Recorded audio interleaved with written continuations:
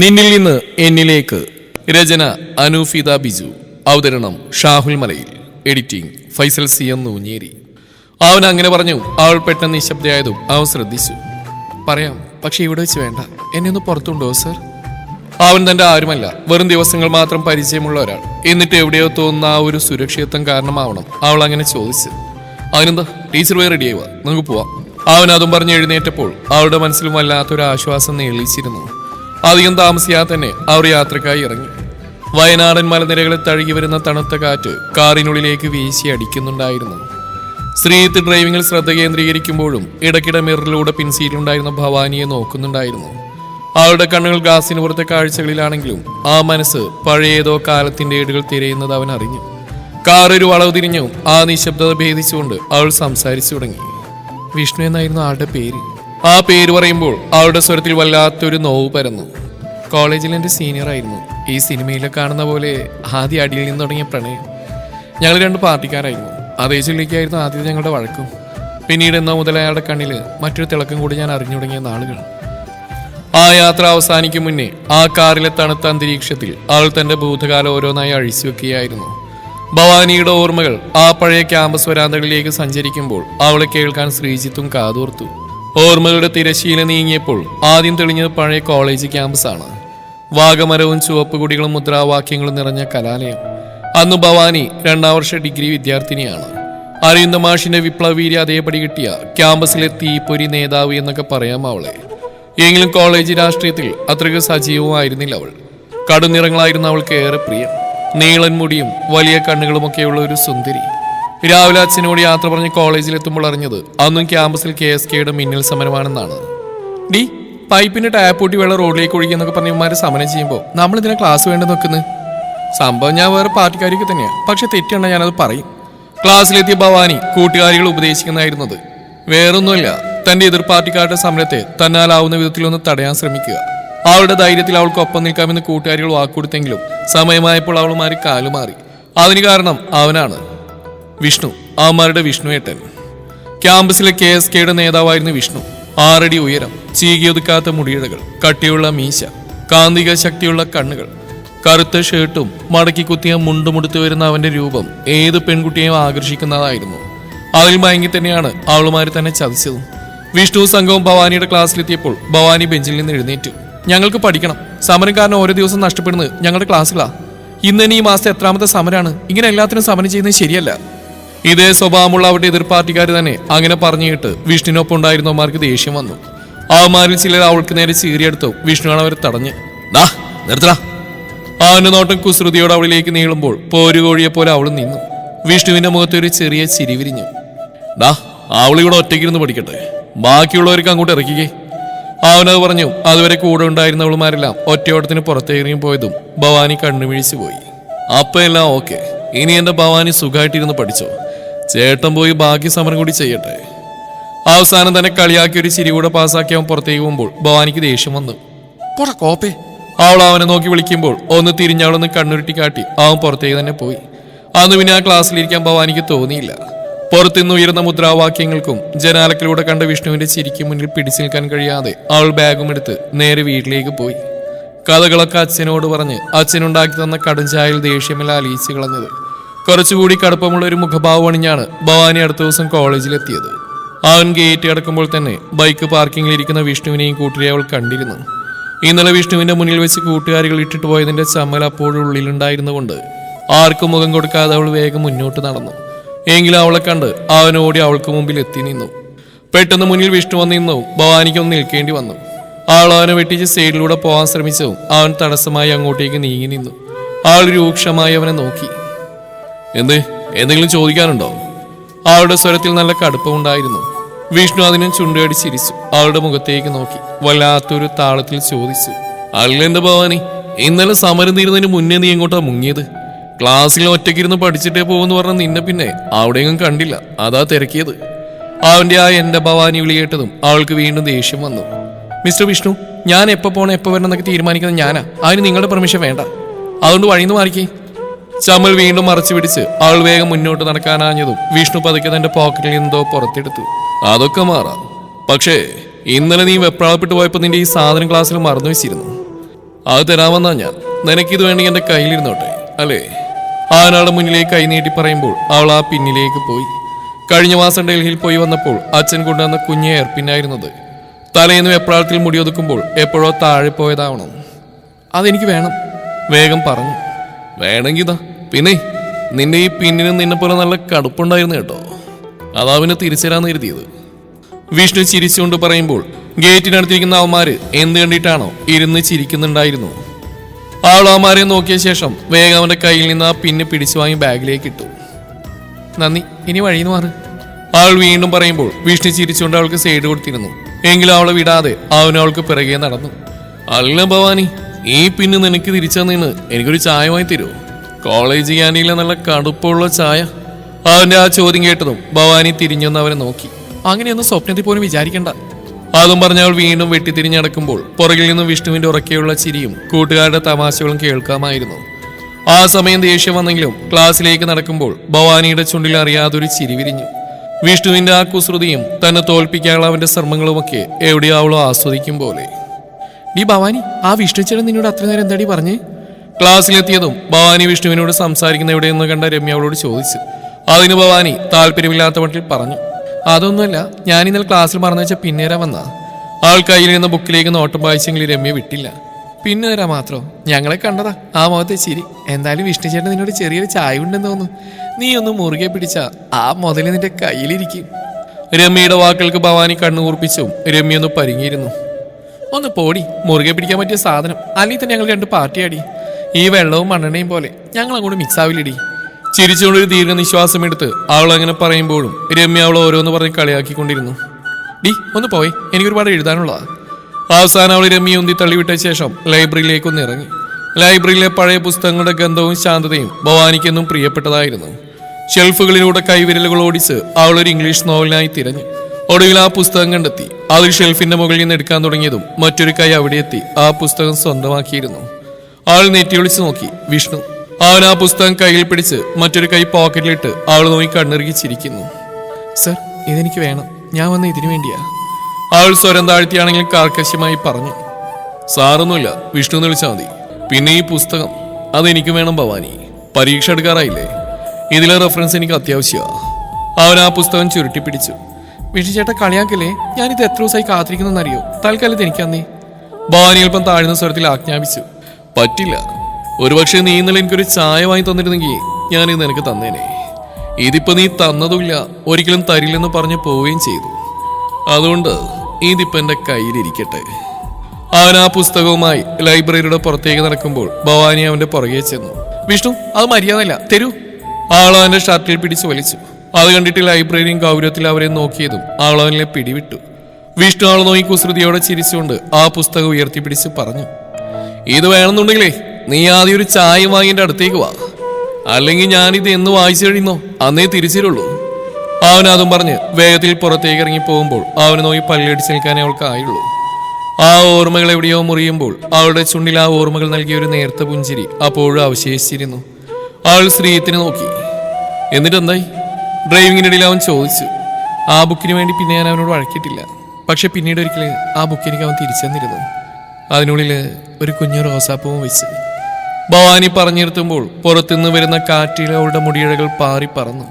ശ്രീജിത്ത് അവളെ നോക്കിയൊന്ന് പുഞ്ചിരിച്ചു. അവളുടെ പ്രണയകഥകളുടെ ബാക്കി കേൾക്കാൻ അവനപ്പോൾ വല്ലാത്തൊരു ആകാംക്ഷയായിരുന്നു. ആ ബുക്ക് തട്ടിയെടുത്ത അന്ന് മുതൽ ഞാനൊരു പ്രതിജ്ഞ എടുത്തു, ഇനി ഒരിക്കലും വിഷ്ണുവിനോട് മിണ്ടില്ല. പിന്നീടുള്ള നാളുകളിൽ ഞാൻ വിഷ്ണുവിന് മുഖം കൊടുക്കാൻ നടന്നു. അഥവാ നേർക്കുനേർ വന്നാൽ പോലും മുഖം കറുപ്പിച്ച് വെട്ടിത്തിരിഞ്ഞു. അവനെന്തെങ്കിലും ചോദിച്ചാൽ ഒരു നോട്ടത്തിൽ മറുപടി ഒതുക്കും. പക്ഷേ എൻ്റെ ആ വാശി അവൻ ശരിക്കും ആസ്വദിക്കുന്നുണ്ടായിരുന്നു. ആ നിമിഷങ്ങളിലും തൻ്റെ മനസ്സിൽ അയാളോട് അന്ന് എന്തായിരുന്നു വികാരമെന്ന് എനിക്കിപ്പോഴും അറിയില്ല. പ്രണയമാണോ അതോ അവനോട് ജയിക്കാനുള്ള വാശിയായിരുന്നോ അറിയില്ല.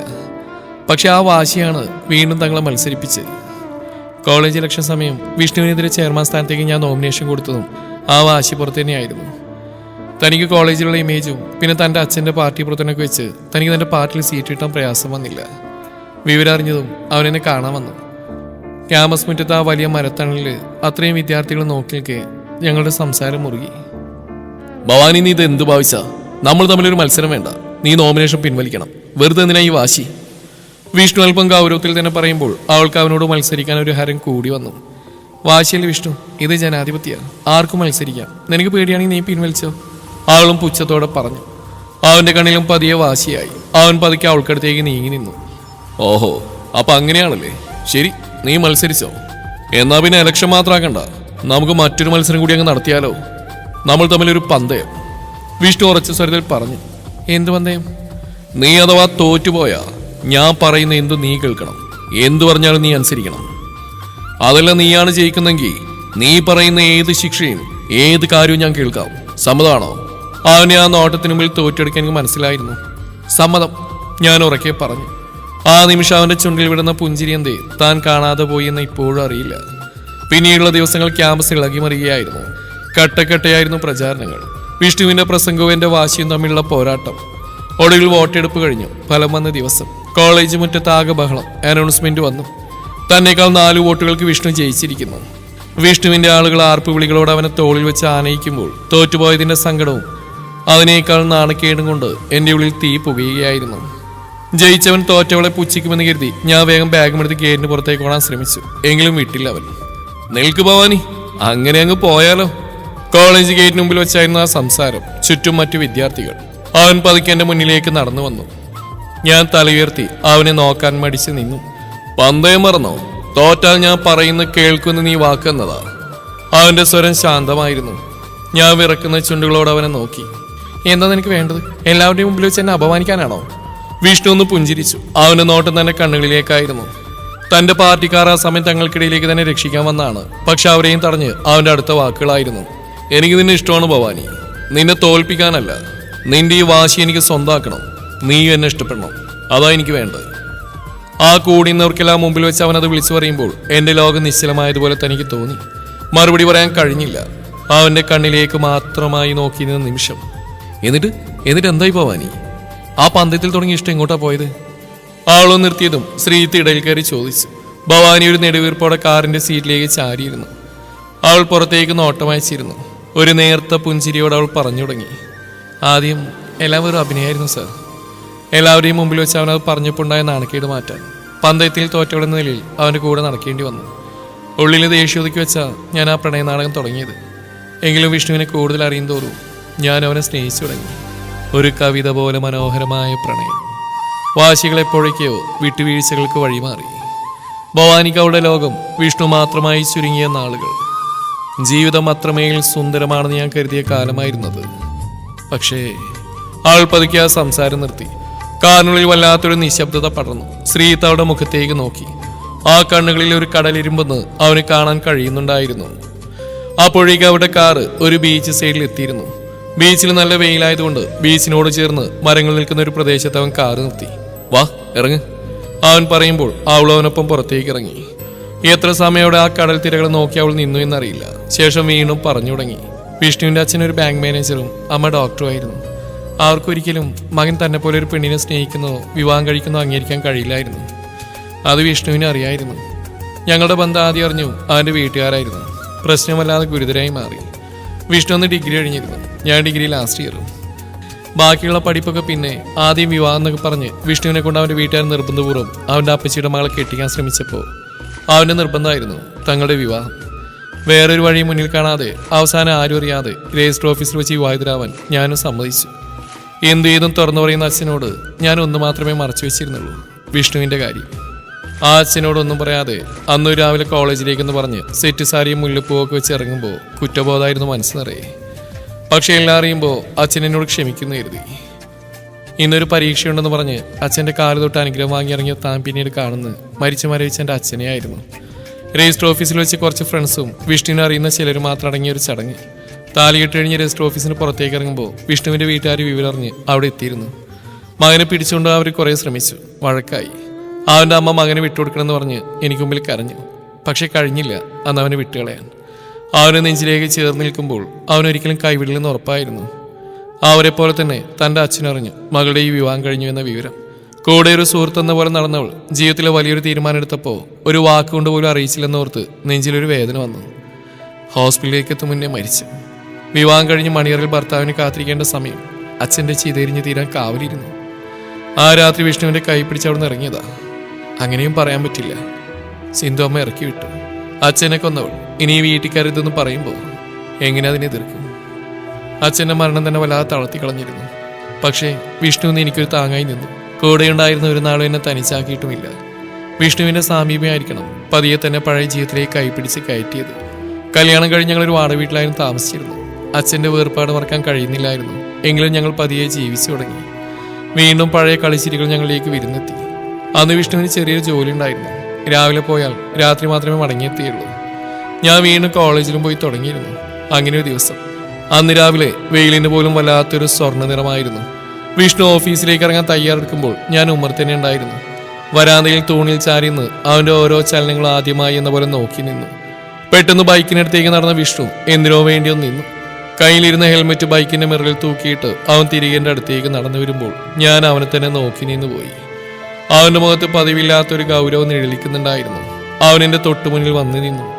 മെല്ലെ കൈകൾ നീട്ടി എൻ്റെ മുഖത്തേക്ക് അലസമായി വീണെടുക്കുന്ന മുടിയിഴകൾ ചെവിക്ക് പിന്നിലേക്ക് ഒതുക്കി വെച്ചു. എന്താ വിഷ്ണു? ഞാൻ പതുക്കെ ചോദിച്ചു. അവൻ മറുപടി പറഞ്ഞില്ല. പകരം എൻ്റെ തോളുകളിൽ പിടിച്ചുകൊണ്ട് എന്നെ അവനിലേക്ക് അല്പം കൂടെ ചേർത്ത് നിർത്തി. ശേഷം എൻ്റെ നെറുകയിൽ അമർത്തിയൊന്ന് ചുംബിച്ചു. ദീർഘമായ പ്രാണൻ അലിഞ്ഞു ചേർന്ന ഒരു ചുംബനം. മുഖമുയർത്തി അവൻ എൻ്റെ കണ്ണുകളിലേക്ക് നോക്കി. ആ നോട്ടത്തിനന്ന് കടലിനേക്കാൾ ആഴമുണ്ടായിരുന്നു. ഭവാനി, ഒരുപക്ഷെ ഇനി ആ നിനക്കരികിൽ ഇല്ലാതെ പോയാലും നിന്റെ ഈ പുഞ്ചിരി മുഖത്തൊന്നും മായരുത്. എനിക്ക് ഏറ്റവും ഇഷ്ടം നീ ചിരിക്കുന്നത് കാണാനാ. ഈ ചിരി നീ എന്നും കാത്തു സൂക്ഷിക്കണം. അവൻ്റെ ആ വാക്കുകൾ കേട്ടതും തൻ്റെ ഉള്ളിലൂടെ ഒരു മിന്നൽ പിണർ കടന്നുപോയിരുന്നു. വിഷ്ണു എന്തൊക്കെയായി പറയുന്നത്? രാവിലെ തന്നെ ഇങ്ങനെയാണ് സംസാരിക്കുക? തൻ്റെ ശബ്ദവും വിറക്കുന്നുണ്ടായിരുന്നു. ഒരു വല്ലാത്ത ഭയം തന്നെ പൊതിഞ്ഞു. പക്ഷെ അവൻ ചിരിക്കുകയായിരുന്നു. വല്ലാത്തൊരു ശാന്തത നിറഞ്ഞ ചിരി. അവൻ എൻ്റെ കവിളിൽ പതുക്കെ തട്ടി. അല്ലേടി, വെറുതെ പറഞ്ഞ നീ ചിരിക്കുമ്പോൾ നല്ല ഭംഗിയുണ്ടെന്ന് പറയാൻ ഓരോ കാരണങ്ങൾ വേണ്ടേ? അവൻ അതും പറഞ്ഞ് തിരിഞ്ഞടന്നു. ബൈക്ക് സ്റ്റാർട്ട് ചെയ്ത് മുന്നോട്ട് പോകുമ്പോഴും അവിടെ തന്നെ തറഞ്ഞിന്ന് പോയിരുന്നു താൻ. ആ യാത്ര പറച്ചിലിന് വല്ലാത്തൊരു ദൂരമുള്ള പോലെ തോന്നിയിരുന്നു. അന്ന് വിഷ്ണു പോയി കഴിഞ്ഞപ്പോൾ മുതൽ മനസ്സിനുള്ളിൽ വല്ലാത്തൊരു ആദി പറന്നു കയറിക്കൊണ്ടിരുന്നു. പതിവില്ലാത്ത വിധം നെഞ്ചു വല്ലാതെ വിങ്ങുന്ന പോലെ. കോളേജിലിരിക്കുമ്പോഴും ശ്രദ്ധ കിട്ടുന്നുണ്ടായിരുന്നില്ല. എന്തോ ഒരു വിപത്ത് പടിവാതിക്കൽ എത്തി നിൽക്കും പോലെ. വിഷ്ണുവിനെ പലതവണ വിളിച്ചു നോക്കി. ഫോൺ റിങ് ചെയ്യുന്നുണ്ടായിരുന്നെങ്കിലും അവൻ എടുത്തില്ല. മീറ്റിംഗിലായിരിക്കുമെന്ന് കരുതി സമാധാനിക്കാൻ ശ്രമിച്ചു. പക്ഷേ വൈകുന്നേരം വീട്ടിലെത്തി വീണ്ടും വിളിക്കുമ്പോൾ ഫോൺ സ്വിച്ച് ഓഫായി. ആ നിമിഷം ഞാൻ അറിഞ്ഞ ഭയം. ഒടുവിൽ അവന്റെ സുഹൃത്തുക്കളെ വിളിച്ചപ്പോഴാണ് ആ വാർത്ത ഞാൻ അറിയുന്നത്. രാവിലെ എന്നോട് യാത്ര പറഞ്ഞു പോയ വിഷ്ണുവിന് ആക്സിഡന്റായി ഹോസ്പിറ്റലിലാണെന്ന്. തന്റെ ലോകം തന്നെ തകർന്നു പോയ നിമിഷം. എങ്ങനെയോ ഹോസ്പിറ്റലിലേക്ക് ഓടിയെത്തി ICUവിന് മുന്നിലേക്ക് ഓടുമ്പോൾ അവിടെ അവന്റെ അച്ഛനും അമ്മയും ബന്ധുക്കളൊക്കെ എത്തിയിട്ടുണ്ടായിരുന്നു. കരഞ്ഞു തളർന്നിരിക്കുന്ന അമ്മയുടെ മുന്നിലേക്ക് ചെല്ലാൻ എനിക്ക് ഭയമായിരുന്നു. പക്ഷേ എന്റെ പ്രാണൻ അവിടെ അകത്തി കിടക്കുമ്പോൾ എനിക്ക് അവനെ കാണണം. തളരുന്ന കാലടികളോടെ ഞാൻ അമ്മയുടെ അരികിലെത്തി. അമ്മേ, വിഷ്ണു, വിഷ്ണുയുടെ അമ്മ. തന്റെ ശബ്ദം തൊണ്ടയിൽ കുരുങ്ങുന്നുണ്ടായിരുന്നു. പതിവ് തെറ്റാതെ തന്നെ കണ്ടതും ആ അമ്മയുടെ കണ്ണുകളിൽ വെറുപ്പ് ആളിക്കത്തി. പൊട്ടിക്കരഞ്ഞുകൊണ്ട് അവരെന്നെ ബലമായി തള്ളി മാറ്റി. നീ കാരണം എന്റെ മോനിങ്ങനെ കിടക്കുന്നു. ഞാൻ ചോദിച്ചു തന്നെയടി, അവനെനിക്ക് തന്നേക്കാൻ. നിന്റെ കാല് പിടിച്ച് ഞാൻ കരഞ്ഞു തന്നെ എന്റെ മോനേക്ക് വിട്ടുതരാൻ. അവരുടെ കണ്ണീരിൽ കുതിർന്ന ആക്രോശങ്ങൾക്ക് മുമ്പിൽ മറുപടിയില്ലാതെ വിറച്ചു നിന്ന് പോകുമ്പോൾ ആരും എന്നെ ആശ്വസിപ്പിച്ചില്ല. വിഷ്ണുവിനെ ഒന്ന് കാണാൻ ആരും എന്നെ അനുവദിച്ചുമില്ല. എങ്കിലും ഞാൻ അവിടുന്ന് മാറിയില്ല. ആ തണുത്ത വരാന്തയിൽ വിഷ്ണുവിന്റെ ഓർമ്മകളെ ചേർത്ത് പിടിച്ച് കാവലിരുന്നു. അവൻ കണ്ണു തുറക്കുമ്പോൾ ആദ്യം കാണുന്ന എന്നെ ആയിരിക്കണമെന്നൊരു വാശിയുമായി. അങ്ങനെ 3 ദിവസങ്ങൾ കടന്നുപോയി. 4-ാം ദിവസം രാവിലെ ICUവിൽ നിന്ന് പുറത്തു വന്ന ഡോക്ടറാണ് എന്നെ തിരക്കിയത്. ഇതിൽ ഭവാനിയരാണ്. ഞാൻ മുന്നിലേക്ക് നിന്നു. എനിക്ക് നിന്നോട് ചിലത് പറയാനുണ്ട്. എന്നെ ക്യാബിനിലേക്കൊന്ന് വരുമോ? ആ വാക്കുകൾക്ക് മുന്നിലൊന്നും പതിരെങ്കിലും ഓടിപ്പിടച്ചെന്ന ഡോക്ടറുടെ ക്യാബിനിലെത്തുമ്പോൾ അവിടെയും പരീക്ഷണമായിരുന്നു തനിക്ക് നേരിടേണ്ടി വന്നത്. താൻ ആ മുറിയിലേക്ക് കയറിയപ്പോൾ അദ്ദേഹം ഫയലുകളിൽ നിന്ന് തലയുയർത്തി എന്നെ നോക്കി. ആ നോട്ടത്തിൽ വല്ലാത്തൊരു ദയയും അതിലേറെ ഗൗരവവും ഉണ്ടായിരുന്നു. ഇരിക്കൂ ഭവാനി, ഡോക്ടർ പറഞ്ഞു. ഞാൻ വിറക്കുന്ന കാലുകളോട് ആ കസേരയിലേക്ക് ഇരുന്നു. വിഷ്ണു ഇപ്പോൾ ഒരുതരം കോമ സ്റ്റേജിലാണ്. അവൻ എപ്പോൾ തിരിച്ചു വരുമോ എന്നോ ആർക്കും അറിയില്ല. ഞാൻ നോക്കിക്കോളാം ഡോക്ടർ. എൻ്റെ വിഷ്ണുവിന് എത്ര കാലം വേണമെങ്കിലും ഞാൻ അവന് കാവലിരിക്കും, ഈ ജീവിതകാലം മുഴുവൻ. അതൊക്കെ നമുക്ക് പറയാൻ എളുപ്പമാണ് ഭവാനി. പക്ഷേ യാഥാർത്ഥ്യം അതല്ല. പണം. വിഷ്ണുവിന്റെ ഓരോ ദിവസത്തെയും ചികിത്സക്കും മരുന്നിനും ആയിരങ്ങൾ വേണം. വർഷങ്ങളോളം തുടരേണ്ടി വന്നേക്കാം. അത് നിങ്ങളെ കൊണ്ട് താങ്ങാൻ കഴിയുമോ? മറുപടിയിലായിരുന്നു അന്ന് എനിക്കതിന്. ചികിത്സ കിട്ടിയില്ലെങ്കിൽ അവൻ നിനക്ക് മുമ്പിൽ പിടഞ്ഞിടന്ന് മരിക്കും ഭവാനി. അതുകൊണ്ട് വിഷ്ണുവിന്റെ വീട്ടുകാർ നിർദ്ദേശം മുന്നോട്ട് വെച്ചിട്ടുണ്ട്. നീ നിയമപരമായിട്ട് അവന്റെ ഭാര്യയാണ്. നിന്റെ സമ്മതമില്ലാതെ അവർക്കൊന്നും ചെയ്യാൻ കഴിയില്ല. പക്ഷേ നീ അവന്റെ ജീവിതത്തിൽ നിന്ന് ഒഴിഞ്ഞുകൊടുത്താ അവരെ ഏറ്റെടുക്കും. ലോകത്തിലെ ഏറ്റവും മികച്ച ചികിത്സ അവരവന് നൽകും.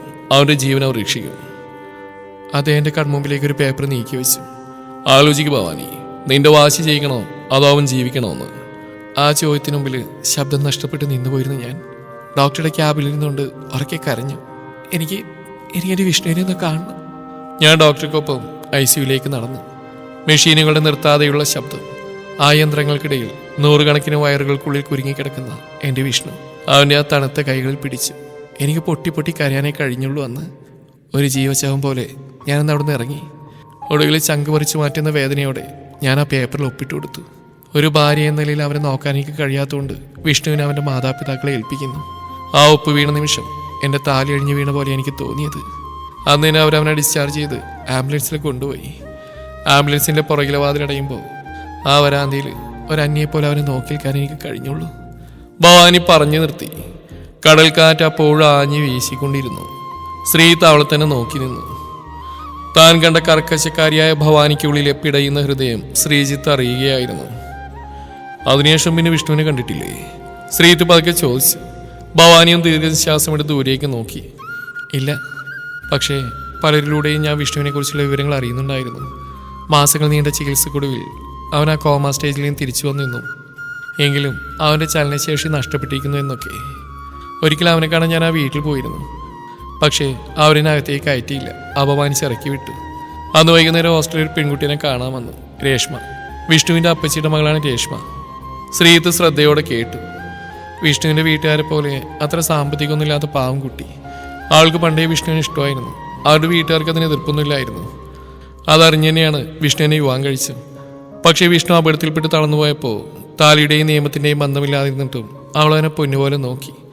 അവളുടെ സ്നേഹവും എടുക്കും കൊണ്ടാണ് അവൻ ജീവിതത്തിലേക്ക് തിരിച്ചു വന്നു. ആൾക്ക് വേറെ വിവാഹം നിശ്ചയിച്ചിരുന്നതാണ്. പക്ഷെ അത് വേണ്ടെന്ന് വെച്ച് അവൾ വിഷ്ണുവിനായിട്ട് ജീവിതം ഒഴിഞ്ഞു വെച്ചു. ആ അവളെൻ്റെ കൈ പിടിച്ച് വിഷ്ണുവിന് വേണ്ടി യാചിക്കുമ്പോൾ ഞാനെന്ത് പറയണം? ഒരു ഭാര്യ എന്ന നിലയിൽ ഞാൻ ചെയ്യേണ്ട കാര്യങ്ങളെല്ലാം അവൾ ചെയ്യുന്നു. ആ അവൾക്ക് മുമ്പിൽ ഞാനൊരു തടസ്സമായിരുന്നെന്ന് തോന്നി. പിന്നീട് വിഷ്ണുവിൻ്റെ ഒരു മെസ്സേജ് എനിക്ക് വന്നു. ഇനി ഒരിക്കലും പഴയതുപോലെ നിനക്കരിയിലേക്ക് വരാൻ കഴിയില്ലെന്ന് പറഞ്ഞുകൊണ്ട്. അതിന് ഞാൻ മറുപടിയും നൽകിയില്ല. പിന്നീട് ഞാൻ എനിക്കായി ഒരു മുഖംമൂടി നിർമ്മിച്ചു. ഈ കാണുന്ന ഗൗരവം, എല്ലാവരോടുമുള്ള അകൽച്ച, ഇനിയൊരിക്കൽ കൂടി ആരോടും തോറ്റുപോകാതിരിക്കാൻ ഞാൻ കണ്ടെത്തിയ മാർഗമായിരുന്നു ഇത്. പാർട്ട് ടൈം ജോലി ചെയ്താണ് PG എടുത്ത് കഷ്ടപ്പെട്ട് ഈ ജോലി സമ്പാദിച്ച് എല്ലാം മറക്കാൻ ശ്രമിക്കുന്നുണ്ടെങ്കിലും സാധിക്കുന്നില്ല സർ. ഇടയ്ക്കൊക്കെ സുഹൃത്തുക്കളോട് അന്വേഷിക്കാറുണ്ട് വിഷ്ണുവിനെ കുറിച്ച്. സുഖമായിരിക്കുന്നു എന്നറിയാം, പക്ഷേ ജീവിതം ഇപ്പോഴും ഒരു വീൽ ചെയറിലാണ്. ആൾ കയ്യിലിരിക്കുന്ന ഒരു കവർ ശ്രീത്തിന് നേരെ നീട്ടി. ഈ അടുത്ത് വീണ്ടും ഒരു നോട്ടീസ് വന്നു. ഡിവോഴ്സ് പേപ്പറുകളാണ്. നിയമപരമായിട്ട് ഞാൻ പൂർണ്ണമായിട്ട് ഒഴിഞ്ഞു പോകണമെന്ന് അവരാവശ്യപ്പെടുന്നു. എനിക്ക് പൊഴിഞ്ഞു പോകാൻ സമ്മതമാണ്. എനിക്ക് ആ പണവും സ്വത്തും ഒന്നും വേണ്ട. പക്ഷേ എനിക്ക് വിഷ്ണുവിനെ ഒന്നുകൂടി കാണണം സർ. അന്നത്തെ ആ യാത്ര പച്ചതിന് ശേഷം ഇന്നുവരെ അവനെ ഞാൻ കണ്ടിട്ടില്ല. ആ കണ്ണുകളിലേക്ക് നോക്കി എനിക്കൊരിക്കൽ കൂടി യാത്ര പറയണം എന്നേക്കുമായി. ആളുടെ വാക്കുകൾ ശ്രീയത്തിൻ്റെ നെഞ്ചിലൊരു വിങ്ങലായി മാറുകയായിരുന്നു. വർഷങ്ങളായി ഉള്ളിലൊതുക്കിയ ആ സങ്കടങ്ങൾ അവളെ എത്രമാത്രം തളർത്തിയിട്ടുണ്ടെന്ന് അവൻ തിരിച്ചറിയുകയായിരുന്നു. അവൻ പതുക്കെ അവളുടെ തോളിൽ കൈവച്ചു. നമുക്ക് കാണാം ഭവാനി, നീ അവനെ കാണും ഉറപ്പായും. കടലിലെ തിരമാലകൾ അപ്പോഴും അവളുടെ പാദങ്ങളിൽ വന്ന് തഴുകുന്നുണ്ടായിരുന്നു. അവരുടെ തിരിച്ചുള്ള യാത്ര തികച്ചും നിശബ്ദമായിരുന്നു. പക്ഷെ ആ നിശബ്ദതക്ക് വല്ലാത്തൊരു ഭാരം അവൻ അനുഭവപ്പെട്ടു.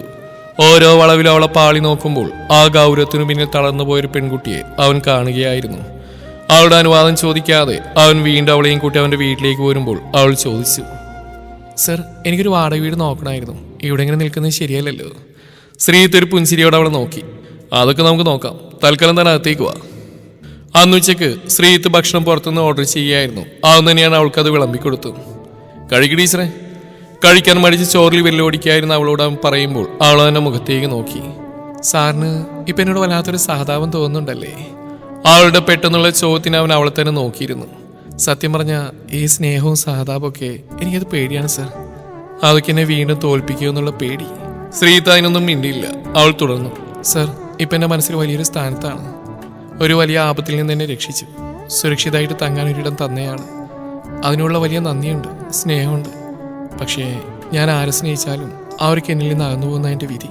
അതുകൊണ്ട് കൂടുതൽ സഹതാപവും സ്നേഹമൊന്നും കാണിച്ച് എന്നെ ഇനിയും തളർത്തരുത്. തമാശ പോലെ ചിരിച്ചുകൊണ്ടാണ് അവൾ പറഞ്ഞെങ്കിലും ആ വാക്കുകളിൽ അയാളുടെ ജീവിതത്തിന്റെ കയ്പുണ്ടായിരുന്നു. ശ്രീത്ത് ഒരു മറുപടിയും പറയാതെ അത് ചിരിച്ചെള്ളുകയായിരുന്നു. താമസത്തിനൊരു സ്ഥലത്തിനുമേ സംഘടിപ്പിക്കണമെന്ന് അവൾ പറഞ്ഞപ്പോൾ അന്ന് ഉച്ചയ്ക്ക് ശേഷം ടൗണിലെ ചില ഹോസ്റ്റലുകളും വാടക വീടുകളും നോക്കാൻ അവരിറങ്ങി. കണ്ട സ്ഥലങ്ങളൊന്നും അവൾക്ക് അത്ര ഇഷ്ടമായില്ല. എങ്കിലും താൻ കാരണം ശ്രീസാറിന് കൂടുതൽ ബുദ്ധിമുട്ടുകൾ ഉണ്ടാവരുതെന്ന് കരുതി അവസാനം കണ്ട ലേഡീസ് ഹോസ്റ്റലിൽ നിൽക്കാമെന്ന് അവൾ തീരുമാനിച്ചു. അവിടുത്തെ അഡ്മിഷൻ നടപടികൾക്കായി ID കാർഡ് തിരഞ്ഞപ്പോൾ അത് ബാഗിലില്ല.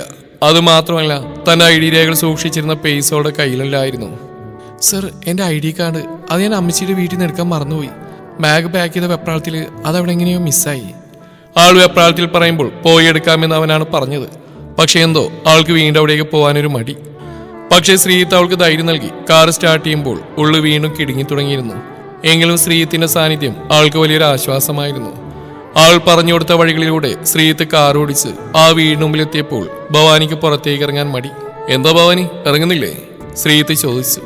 എനിക്ക് അങ്ങോട്ട് പോകാനൊരു മടി. സാറ് പോയി വാങ്ങി വരുമോ?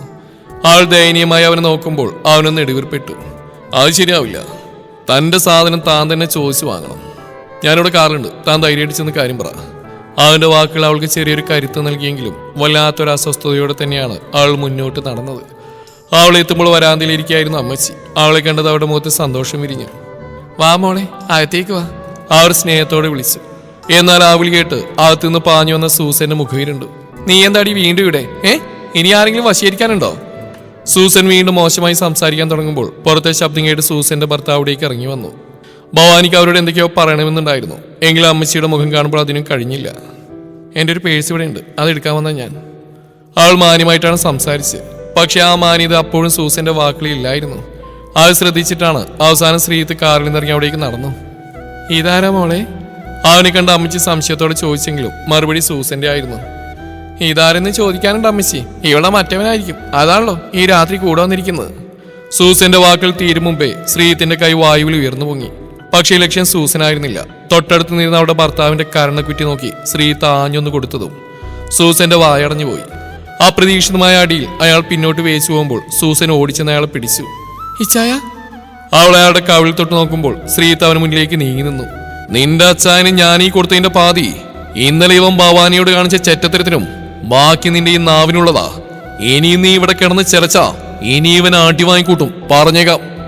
ശ്രീത്തിന്റെ ശബ്ദം മുറ്റത്ത് മുഴങ്ങിയതും സൂസൻ പിന്നെ ഒരു അക്ഷരം മിണ്ടിയില്ല. ശ്രീത്ത് ഭവാനിയെ നോക്കി. ഭവാനി, നിനക്കെന്താ എടുക്കാണെന്ന് വെച്ചാ പോയെടുത്ത് വേഗം വാ. അവനത് പറഞ്ഞതും അമ്മച്ചിയെ നോക്കി അനുവാദം വാങ്ങി അവൾ അകത്തേക്ക് നടന്നു. സൂസൻ എന്തൊക്കെയോ വിളിച്ചു പറയുന്നുണ്ടായിരുന്നു. പക്ഷേ ശ്രീത്തിന്റെ മുഖഭാവം കണ്ടപ്പോൾ അവൾക്ക് നാവ് പൊങ്ങിയില്ല. അയാൾ പോയി 10 മിനിറ്റുകളിൽ തന്നെ പേഴ്സുമായി തിരിച്ചു വരികയും ചെയ്തു. ദാ ഇതേ ഉള്ളൂ ഭവാനിയുടെ കയ്യിൽ. ഇനി വേറെ എന്തെങ്കിലും കൂടെ ഇവിടെ എടുത്തു നിങ്ങൾക്ക് സംശയമുണ്ടെങ്കിൽ പോയി നോക്കിയിട്ട് വാ, ഞങ്ങളിവിടെ നിൽക്കാം. ശ്രീത്ത് സൂസനെ തന്നെ നോക്കി പറയുമ്പോൾ അമ്മച്ചി ഇടയിൽ കയറി. എനിക്ക് വിശ്വാസമാണ് മോളെ, നിങ്ങൾ പോയിക്കോ. അവരുടെ കണ്ണുകൾ നിറഞ്ഞിരുന്നു. അമ്മച്ചിയോട് യാത്ര പറഞ്ഞ് ആ വീടിന്റെ പടിയിറങ്ങുമ്പോൾ ഭവാനിയുടെ മനസ്സിന് വല്ലാത്തൊരു ഭാരം ഒഴിഞ്ഞ പോലെ ഒരു പ്രതീതിയായിരുന്നു. തന്നെ സംരക്ഷിക്കാൻ ഒരാൾ കൂടെയുണ്ടെന്ന തിരിച്ചറിവ് അവൾക്ക് നൽകിയ ആശ്വാസം ചെറുതായിരുന്നില്ല. അവിടുന്ന് അവർ മടങ്ങുമ്പോഴും സമയം കുറെ വൈകിയിരുന്നു. അതുകൊണ്ട് തന്നെ പിന്നെ അവർ ഹോസ്റ്റലിലേക്ക് പോയില്ല. ശ്രീത്തിനോടൊപ്പം വീട്ടിലേക്കാണ് തിരിച്ചത്. ആ യാത്രയിലുടനീളം ഭവാനി പതിവില്ലാതെ സംസാരിച്ചുകൊണ്ടേയിരുന്നു. മുമ്പൊരിക്കലും കാണാത്ത വിധം അത്രയും ഉന്മേഷം അവളുടെ വാക്കുകളിലും ചിരിയിലും ഉണ്ടായിരുന്നു. അയാൾക്ക് ആടിയ ആവശ്യമായിരുന്നു, ഞാൻ ഓങ്ങി വെച്ച അടിയ സാറാ കൊടുത്ത്. അവൾ ഉത്സാഹത്തോടെ പറഞ്ഞപ്പോൾ ശ്രീത്ത് ചിരിച്ചുപോയി. താൻ ഇന്നലെ മുതൽ ഓങ്ങി വെക്കുന്നല്ലാതെ കൊടുത്തില്ലല്ലോ. ഇതിന്റെ 1% കോളേജിലെ പിള്ളേരാരെങ്കിലും പറഞ്ഞിരുന്നെങ്കിൽ താൻ അവരെ ബാക്കി വെച്ചിരിക്കുമായിരുന്നോ? അവന്റെ ചോദ്യത്തിൽ ഭവാനി ഒന്ന് ചൂളി. അതൊക്കെ പിന്നെ ഓരോ സാഹചര്യങ്ങളല്ലേ സർ, അവൾ തടിയൂരി പറഞ്ഞു. ഏതായാലും നാളെ മുതൽ കോളേജിൽ ഈ മസിൽ പിടുത്തൊന്നും വേണ്ട കേട്ടോ. അത്യാവശ്യം എല്ലാവരോടും സംസാരിക്കണം, ചിരിക്കണം. നമ്മുടെ കോളേജിലെ സ്റ്റാഫൊക്കെ നല്ലവരാണ്. നല്ലൊരു സൗഹൃദപരം കൂടി ഉണ്ടാകുന്നത് നിനക്ക് ആശ്വാസമായിരിക്കും. അത് വേണ്ടതിന് വെക്കണ്ട. ശ്രീത്തിന്റെ വാക്കുകൾക്ക് ആൾ മറുപടിയൊന്നും പറഞ്ഞില്ലെങ്കിലും സമ്മതം എന്നോട് അതിന് പുഞ്ചിരിച്ചു. വീട്ടിലെത്തിയപ്പോൾ ഭവാനി ഒന്ന് കുളിച്ച് ഫ്രഷായി വരുമ്പോൾ ശ്രീത്ത് അടുക്കളയിൽ എന്തൊക്കെയോ കുക്ക് ചെയ്യായിരുന്നു. ഞാൻ കൂടെ സഹായിക്കാം സർ, ആൾ പറയുമ്പോൾ വേണ്ടെന്ന് അവൻ തീർത്തു പറഞ്ഞു. അല്ലെങ്കിൽ തന്നെ താൻ നാളെ ഹോസ്റ്റലിലേക്ക് പോയാലും പിന്നെ ഞാൻ ഒറ്റയ്ക്കല്ലേ ഈ ജോലിയൊക്കെ ചെയ്യേണ്ടത്. അതുകൊണ്ട് എന്റെ ശീലങ്ങളൊന്നും തെറ്റിക്കണ്ട. അവൻ തമാശ രൂപേണ പറഞ്ഞപ്പോൾ അവൾ പിന്നെയൊന്നും മിണ്ടിയില്ല. കുറച്ച് സമയം കൊണ്ട് തന്നെ അടുക്കളയിലെ ജോലികളെല്ലാം അവൻ ഒതുക്കി കഴിഞ്ഞിരുന്നു. ഞാനൊരു കാര്യം പറയട്ടെ, തെറ്റാണെങ്കിൽ വിട്ടേര്. ഇടയ്ക്കൊരു മുഖവരിയോടെ അവൻ തുടർന്നു. ടീച്ചർക്ക് ഈ വീട്ടിലൊരു വാടകക്കാരിയെ തുടർന്നൂടെ? വാടക പകുതി ഒന്നാ മതി. പിന്നെ ഞാൻ പണ്ടേ ഡീസൻ്റ് ആയതുകൊണ്ട് എന്നെ കൊണ്ട് ശല്യമൊന്നും ഉണ്ടാവില്ല. ശ്രീത്തിന്റെ വാക്കുകൾക്ക് ഭവാനി ഒന്ന് ചിരിച്ചെങ്കിലും അവൾക്ക് ആ സമൂഹത്തെ പേടിയായിരുന്നു. അതൊന്നും ശരിയാവില്ല സർ, നാട്ടുകാരെ കൊണ്ട് പറയിപ്പിക്കാൻ അത് മതി. ശരി, തനിക്ക് താല്പര്യമില്ലെങ്കിൽ വേണ്ട, നിർബന്ധിക്കുന്നില്ല. ആ സംഭാഷണം അവിടെ അവസാനിച്ചു. എങ്കിലും ആ ദിവസം സന്തോഷത്തോടെ തന്നെയാണ് കടന്നുപോയത്. പിറ്റേ ദിവസവും ഭവാനിക്ക് വേണ്ടി ശ്രീത്ത് ഒരു അവധിയെടുത്തു. അവളെ ഹോസ്റ്റലിൽ കൊണ്ടുപോയി ആക്കി. വെറും 2 ദിവസം മാത്രം ഒപ്പമുണ്ടായിരുന്ന ഒരാൾ പിരിഞ്ഞു പോകുമ്പോൾ ശ്രീത്തിന്റെ ഉള്ളിലുണ്ടായ നീറ്റലിന്റെ കാരണം അത് അവനും വ്യക്തമായിരുന്നില്ല. അവന് മാത്രമല്ല, തന്നെ അവിടെ ആക്കി അവൻ അകന്നു പോകുമ്പോൾ വല്ലാത്തൊരു മൂകത അവളിലും പടർന്നില്ലെന്ന് പറയാൻ പറ്റില്ല. പക്ഷേ ആ ഹോസ്റ്റലിൽ അവൾ ആ പഴയ ഭവാനിയായിരുന്നില്ല. കൂടെയുള്ള പെൺകുട്ടിയോട് അവൾ വിശേഷങ്ങൾ ചോദിച്ചു, പലരോടും ചിരിച്ചു, സംസാരിച്ചു. ഒരുപാട് സങ്കടങ്ങൾക്കിടയിലും എവിടെയോ ഒരു കുഞ്ഞ ആശ്വാസത്തോടെ അവളൊന്നുറങ്ങി. പിറ്റേന്ന് കോളേജ് വരാന്തയിൽ വെച്ചാണ് ഭവാനി ശ്രീത്തിനെ കാണുന്നത്. അവൾ പഞ്ച് ചെയ്ത് സ്റ്റാഫ് റൂമിലേക്ക് ഓടുമ്പോൾ ശ്രീത്ത് ലൈബ്രറിയിൽ നിന്നും ഒരു ബുക്കും എടുത്ത് സ്റ്റാഫ് റൂമിലേക്ക് നടക്കുകയായിരുന്നു. കഴിഞ്ഞ ദിവസം വരെ അവനോട് അടുത്ത് സംസാരിച്ചുവെങ്കിലും പെട്ടെന്ന് ആ കോളേജിൽ വെച്ച് അവനോട് അങ്ങനെ സംസാരിക്കാൻ അവൾക്ക് കഴിയുന്നുണ്ടായിരുന്നില്ല. ആകെ ഒരു ചമ്മൽ, അല്ലെങ്കിൽ അതുവരെ താൻ കെട്ടിയാടിയ ഗൗരവത്തിന്റെ മുഖംമൂടി പെട്ടെന്ന് അവിടെ അഴിച്ചു വെക്കാനുള്ള മടി. എങ്കിലും തനിക്ക് മുമ്പിൽ നടക്കുന്ന അവന് പുറകെ ഓടിയെടുത്തു അവൾ. സർ, അവളുടെ വിളിയേട്ട് അവൻ തിരിഞ്ഞു നോക്കി. Good morning sir. ശ്രീത്തൊന്ന് അമ്പരന്നു. പതിവിലൊന്ന് അവൾ സുന്ദരിയായിരുന്ന പോലെ. കടുനീല സാരിയും കുഞ്ഞു കമ്മലും ഒരു കുഞ്ഞു പൊട്ടും ചെറിയ ചന്ദനക്കുറിയും. അവൻ വാച്ചിലേക്ക് നോക്കി. ഗുഡ് മോർണിംഗ് ടീച്ചറെ. ഇന്ന് ലേറ്റായോ? ബെല്ലടിക്ക് 5 മിനിറ്റ് കൂടിയേ ഉള്ളൂ. ഇത്തിരി ലേറ്റായി. ഹോസ്റ്റലിനടുത്തൊരു ക്ഷേത്രമുണ്ട്. കൂടെയുള്ള കുട്ടി പോകുന്നെന്ന് പറഞ്ഞപ്പോൾ ഞാൻ അവൾക്കൊപ്പം അവിടെ വരെ പോയിട്ടാ വരുന്നത്. അവളൊരു ചിരിയോടെ പറയുമ്പോൾ അവളുടെ മാറ്റം അറിയുകയായിരുന്നു അവനും. അവന്റെ കൂടെ നടന്ന് അവൾ സ്റ്റാഫ് റൂമിലേക്ക് നടന്നു. അധികം സംസാരിച്ചുകൊണ്ടല്ലെങ്കിലും ശ്രീത്തിനൊപ്പം ഭവാനി നടന്നു വരുന്ന കണ്ട് സ്റ്റാഫ് റൂമിലുള്ളവരെല്ലാം അന്തിച്ചു. ആരുടെയും മുഖത്തേക്ക് അവൾ നോക്കിയില്ല. എങ്കിലും അവളുടെ മുഖത്ത് എല്ലാവരോടുമായി ഒരു പുഞ്ചിരി ഉണ്ടായിരുന്നു. അന്ന് ക്ലാസ്സിലും ഭവാനി വ്യത്യസ്തയായിരുന്നു. ഒരു കുഞ്ഞു ചിരിയോടെ ക്ലാസ്സിലേക്ക് കയറുന്ന അവൾ അത്ഭുതത്തോടെ കുട്ടികൾ നോക്കി. താൻ മുന്നിൽ പിടിച്ചിരുന്നവന്മാരോടും അന്ന് കൊമ്പോർക്കാൻ നിൽക്കാത്തത് ക്ലാസ്സിലെ പിള്ളേരെ അത്ഭുതപ്പെടുത്തി. ഉച്ചക്ക് ആഹാരം കഴിക്കുമ്പോൾ പതിവ് പോലെ അവൾ ഒരു മൂലയിൽ തനിച്ചു വന്നിരുന്നതാണ്. പക്ഷെ അവളെ അങ്ങനെ തനിച്ചു വിടാതെ അവൾക്കൊപ്പം ചെന്നിരുന്ന ശ്രീത്തിനോട് അവൾ ചിരിച്ച് സംസാരിക്കുന്നത് അവിടെയുള്ളവരെല്ലാം അക്ഷരാർത്ഥത്തിൽ ഞെട്ടിച്ചു. പതിയെ ആ കോളേജിൽ ഒരു സംസാരം ഉയർന്നു പൊങ്ങി. ഭവാനി മിസ്സും ശ്രീസാറും തമ്മിൽ എന്തോന്നില്ലേ എന്ന്. ദിവസങ്ങൾ അങ്ങനെ ഓടി മാറിക്കൊണ്ടിരുന്നു. ഇതിനിടയിൽ ഭവാനിയുടെയും ശ്രീത്തിന്റെയും സൗഹൃദം വളർന്നുകൊണ്ടിരുന്നു. അതിനൊപ്പം സഹപ്രവർത്തകർക്കിടയിലെ സംസാരങ്ങളും. ഒരു ദിവസം കോളേജ് ലൈബ്രറിയിൽ എന്തോ ബുക്കും എടുത്ത് നോക്കിക്കൊണ്ടിരിക്കുകയായിരുന്നു ഭവാനി. എന്തോ കാര്യമായി നോക്കിക്കൊണ്ടിരിക്കുന്ന അവളെ കണ്ട് ശ്രീത്ത് അവൾക്കടുത്തേക്ക് നടന്നിട്ടും അവൻ വന്നോന്ന് അവൾ അറിഞ്ഞില്ല. ശ്രീത്ത് പതുക്കെ അവളുടെ കയ്യിലിരുന്ന പേനയിലേക്ക് നോക്കി. അവൾക്ക് പോലും അറിയാതെ ആ പേനയുടെ അറ്റത്തുള്ള ക്യാപ്പ് അവൾക്ക് അടിച്ചു പിടിച്ചിട്ടുണ്ടായിരുന്നു. ഓരോന്ന് ആലോചിക്കുമ്പോൾ അവൾക്ക് പണ്ടേയുള്ളൊരു ശീലമാണത്. ടീച്ചറെ, ആ പേനക്ക് ജീവനില്ലാന്ന് കരുതി അതിനിങ്ങനെ കടിച്ചു കൊള്ളരുത്. ഭവാനി പെട്ടെന്ന് ഞെട്ടി തല ഉയർത്തി. പേന വായിൽ നിന്നെടുക്കുമ്പോൾ അവളുടെ ചുണ്ടിൽ മഷി പറ്റിയിരുന്നു. അതറിയാതെ തന്നെ അവൾ അവനെ നോക്കി ചിരിച്ചു. ഞാൻ ഈ നോട്ട് പ്രിപ്പയർ ചെയ്യായിരുന്നു. സാറെന്താ ഇങ്ങോട്ട്? അവൾ ചോദിച്ചു. ഒന്നുമില്ല, വെറുതെ ഇറങ്ങിയതാ. വന്നപ്പോ താനിവിടെ ഇരുന്ന് പേനായിട്ട് മല്ലിടുന്നു. നോക്കിയേ, മുഖത്ത് മഷി പറ്റിയിട്ടുണ്ട്. അവൻ തന്നെ പോക്കറ്റിൽ നിന്നൊരു തൂവാലെടുത്ത് അവൾക്ക് നേരെ നീട്ടി. അവളത് വാങ്ങി കണ്ണാടി നോക്കാതെ തുടക്കാൻ തുടങ്ങിയെങ്കിലും മഷി എവിടെയെന്ന് അവൾക്ക് മനസ്സിലായില്ല. അവിടെയല്ല, കുറച്ചുകൂടി താഴെ, ഇടത്തോട്ട്. അയ്യോ, അത് പടർന്നില്ല ഭവാനി. അവൾ വെപ്രാളപ്പെട്ട് മുഖമാകെ തുടക്കുന്ന കണ്ടപ്പോൾ ശ്രീത്തിന് ചിരി വന്നു. അവൻ പതുക്കെ അവളുടെ കയ്യിൽ നിന്ന് ആ തൂവാല വാങ്ങി മറ്റൊന്ന് വിചാരിക്കാതെ തുടക്കാൻ കൈനീട്ടിയതും ഭവാനി പെട്ടെന്ന് പിന്നോട്ട് മാറി. ശ്രീത്തിന്റെ കൈ വായുവിൽ നിശ്ചലമായി. അവളുടെ കണ്ണുകളിൽ മിന്നിമറഞ്ഞ ആ പരിഭ്രമം കണ്ടപ്പോൾ അവനും തന്റെ പ്രവൃത്തിയിലെ പിഴവ് മനസ്സിലായി. മറ്റൊന്നും ചിന്തിക്കാതെ താനൊരു സുഹൃത്ത് എന്ന നിലയിൽ ചെയ്യാൻ തുടങ്ങിയതാണെങ്കിലും ആ നിമിഷത്തിന്റെ ആഴം അവനെ നുലച്ചു. സോറി. ശ്രീത്ത് പതുക്കെ പറഞ്ഞുകൊണ്ട് തന്റെ കൈ പിൻവലിച്ചു. വേഗം ആ തൂവാല അവൾക്ക് നേരെ നീട്ടി. ആ നിമിഷം അവർക്കിടയിൽ നിശബ്ദത പടർന്നു. ഭവാനിക്ക് അവനോട് ദേഷ്യമൊന്നും തോന്നിയില്ല. പക്ഷെ ആ നിമിഷം ഉണ്ടായ വിറയിൽ അപ്പോഴും അവളുടെ ഉള്ളിൽ ബാക്കിയുണ്ടായിരുന്നു. അവൾ പതുക്കെ തൂവാല വാങ്ങി ആ മഷി തുടച്ചു കളഞ്ഞു. ശേഷം അവനെ നോക്കി ചിരിച്ചുകൊണ്ട് പറഞ്ഞു, സർ, ഇങ്ങനെ തൂവാലയ്ക്ക് എടുത്ത് എന്നെ മുഖം തുറക്കാൻ വന്നിട്ട് നമ്മൾ ഫ്രണ്ട്സ് ആണെന്ന് പറഞ്ഞാൽ ആരെങ്കിലും വിശ്വസിക്കുകയോ? നാളെ മുതൽ ഈ കോളേജിൽ പിന്നെ നമ്മളായിരിക്കും മെയിൻ കഥാപാത്രങ്ങൾ. ആ ഒരു തമാശ രൂപയാണ് അവൾ പറഞ്ഞെങ്കിലും അവളുടെ ചിരിയിൽ ഒരു പ്രത്യേക ഭംഗിയുണ്ടായിരുന്നു. ഭവാനി ചിരിക്കുമ്പോൾ അവളുടെ കണ്ണുകൾ അല്പം വിടരുന്നു. മുഖത്തെ ഗൗരവം പാടെ മാറി. ഒരു കുട്ടിത്തം വരുന്ന സ്ത്രീജിത്ത് ആദ്യമായി അത്രയും അടുത്തുനിന്ന് ശ്രദ്ധിക്കുകയായിരുന്നു. അവളോട് തോന്നുന്ന ഈ വല്ലാത്തൊരടുപ്പം അത് വെറും ഒരു സൗഹൃദമാണോ അതോ അതിനപ്പുറം മറ്റെന്തെങ്കിലുമോ? ശ്രീജിത്തിന് തന്റെ ഉള്ളിലെ വികാരം കൃത്യമായി തിരിച്ചറിയാൻ കഴിഞ്ഞില്ല. എങ്കിലും ആ ചിരി എന്നും തന്റെ കൂടെ ഉണ്ടായിരുന്നെങ്കിലെന്ന് അവന്റെ മനസ്സൊരു നിമിഷം കൊതിച്ചുപോയി. അതിനൊക്കെ ഇത്ര പേടിക്കാനുണ്ടോ ടീച്ചറെ? അവനൊരു ചിരിയോടെ മറുപടി പറയുമ്പോൾ ഭവാനിയും ചിരിച്ചുകൊണ്ട് ആ ബുക്ക് മടക്കി എഴുന്നേറ്റു. പിന്നെ പേടിക്കാതെ, ഭർത്താവ് ഉപേക്ഷിച്ചു പോയൊരു പെണ്ണാ ഞാൻ. എന്റെ കൂടെയുള്ള കൂട്ട് സാറിന് പേരുദോഷം ഉണ്ടായിത്തരും, നോയിക്കോ. അവൾ അത് മറന്ന് മുന്നോട്ട് പോകുമ്പോൾ ശ്രീത്ത് അവളോട് എന്ത് പറയണമെന്നറിയില്ലായിരുന്നു. അവൾ പോയ വഴിയെ നോക്കി അങ്ങനെ നിന്നു അവനും. അന്ന് കോളേജ് വിട്ട് വീട്ടിലെത്തുമ്പോഴും ശ്രീത്തിന്റെ ഉള്ളിൽ വല്ലാത്തൊരു അസ്വസ്ഥതയായിരുന്നു. താൻ എന്തിനാണ് ആ ഭവാനിയുടെ കാര്യത്തിൽ ഇങ്ങനെ വേവലാതിപ്പെടുന്നതെന്ന് അറിയില്ല. വഴിയിൽ കണ്ടുമുട്ടിയ ഒരു സഹപ്രവർത്തക എന്നതിനപ്പുറം അവൾക്ക് തന്റെ ജീവിതത്തിൽ എന്ത് സ്ഥാനമാണ് ഉള്ളതെന്നും അറിയില്ല. പക്ഷെ അവളുടെ നോവുകൾ തന്റെ കൂടെയാണെന്നൊരു തോന്നൽ. രാത്രി വീട്ടിലെത്തിയപ്പോൾ അമ്മയുടെ ഫോൺ വന്നു. പതിവ് പോലെ ഒരു പെണ്ണിന്റെ ജാതകവും ഫോട്ടോയുമാണ് വിഷയം. ശ്രീത്തെ, നല്ല കുടുംബ, നീ ഒന്ന് നോക്ക്, നിനക്കൊരു കൂട്ടുവേണ്ടേ മോനെ. അമ്മ അത്രയേ പറഞ്ഞുള്ളൂ. അതിന് ചാടിത്തുള്ളി കല്യാണമേ വേണ്ടെന്ന് പറഞ്ഞ് ഫോൺ കട്ട് ചെയ്താവൻ പോകുമ്പോൾ അമ്മയും പിന്നെ അവന് വിളിക്കാൻ നിന്നില്ല. പിറ്റേന്നും പതിവ് പോലെ ദിവസമായിരുന്നു അവർക്ക്. പക്ഷെ അന്ന് വൈകുന്നേരം ഹോസ്റ്റലിലെത്തിയ ഭവാനിയെ കാത്ത് അവിടെ ഒരു അതിഥി ഉണ്ടായിരുന്നു, രേഷ്മ, തന്റെ വിഷ്ണുവിന്റെ എല്ലാം. അവളെ കണ്ടതും ഭവാനി ഒരു നിമിഷം തറഞ്ഞിന്നു പോയിരുന്നു. മറക്കാൻ ശ്രമിക്കുന്ന എല്ലാം മനസ്സിലേക്ക് കുത്തി ഒഴുകും പോലെ. എങ്കിലും സ്വയം നിയന്ത്രിച്ച അവൾ രേഷ്മക്കടുത്തേക്ക് നടന്നു. അവളെ കണ്ടതും രേഷ്മ ഇരുന്നിടന്ന് എഴുന്നേറ്റു. ആ കണ്ണുകളിൽ ഒരു യാചന അവൾ കാണുന്നുണ്ടായിരുന്നു. എന്തിനാ വന്ന്? അവളുടെ മുഖത്ത് നോക്കാതെ ഭവാനി ചോദിച്ചു. ഞങ്ങളൊരു പേപ്പർ അയച്ചിരുന്നു, പക്ഷെ താനതിന് മറുപടിയും തന്നില്ല. അത് നേരിട്ട് കാണാൻ വന്ന്. അത് പറയുമ്പോൾ അവളുടെ ശബ്ദം വിറച്ച് ഭവാനി അറിഞ്ഞു. ഭവാനി മറുപടിയൊന്നും പറഞ്ഞില്ല. ഭവാനി, എന്തിനാ നീ ഇങ്ങനെ വാശി കാണിക്കുന്നത്? എനിക്ക് തന്നൂടെ വിഷ്ണുവേട്ടനെ. അവളുടെ ശബ്ദം ചിലമ്പുമ്പോൾ ഹോസ്റ്റലിലെ കുട്ടികളെല്ലാവരും ശ്രദ്ധിച്ചു തുടങ്ങിയിരുന്നു. രേഷ്മ, എനിക്കിപ്പോൾ സംസാരിക്കാൻ വയ്യ, നീ ഇപ്പോൾ പോ, ഞാനത് ഒപ്പിട്ടുതരാം. ഭവാനി ഒഴിഞ്ഞു മാറാൻ ശ്രമിച്ചു, പക്ഷേ രേഷ്മ വിട്ടില്ല. അവൾ ഭവാനിയുടെ കയ്യിൽ കയറി പിടിച്ചു. നീ വിചാരിക്കുന്ന പോലെ അല്ല ഭവാനി കാര്യങ്ങൾ. വിഷ്ണുവേട്ടൻ നിന്നെ മറക്കണമെങ്കിൽ നീ ഇങ്ങനെ ഒഴിഞ്ഞു പോകണം. നീ പോയാലേ ആ മനസ്സിൽ എനിക്കൊരു സ്ഥാനമുള്ളൂ.